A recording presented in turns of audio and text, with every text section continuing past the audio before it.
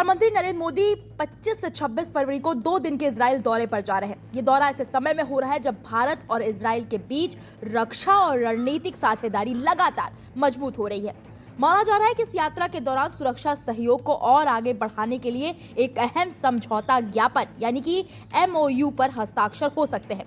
हालांकि कोई बड़ा रक्षा सौदा साइन नहीं होगा क्योंकि दोनों देशों के बीच पहले से ही मजबूत रक्षा सहयोग जारी है, लेकिन आने वाले सालों में ये साझेदारी करीब 10 अरब डॉलर तक पहुंच सकती है।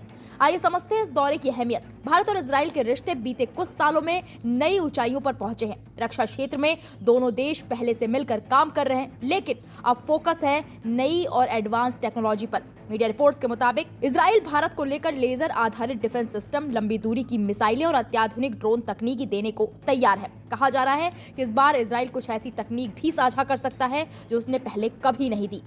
भारत और इजराइल मिलकर anti ballistic missile defence system पर भी काम बढ़ा सकते हैं। ये भारत के मिशन सुदर्शन का अहम हिस्सा माना जा रहा है, जिसका मकसद देश को दुश्मन की लंबी दूरी की मिसाइलों से सुरक्षित करना है। इजराइल के पास पहले से ही दुनिया के सबसे मजबूत एयर डिफेंस सिस्टम मौजूद हैं, जैसे एरो डेविड्स, स्लिंग और आयरन डोम। इन सिस्टम्स ने कई बार हमलों को नाकाम कर अपनी क्षमता साबित की है। भारत लंबी दूरी की मिसाइलें और ऐसे ड्रोन खरीदने पर भी विचार कर रहा है जो दुश्मन की सीमा के अंदर तक सटीक हमला कर सके। भारत पहले भी इजराइल की रैम्पेज मिसाइल जैसे हथियार का इस्तेमाल कर चुका है।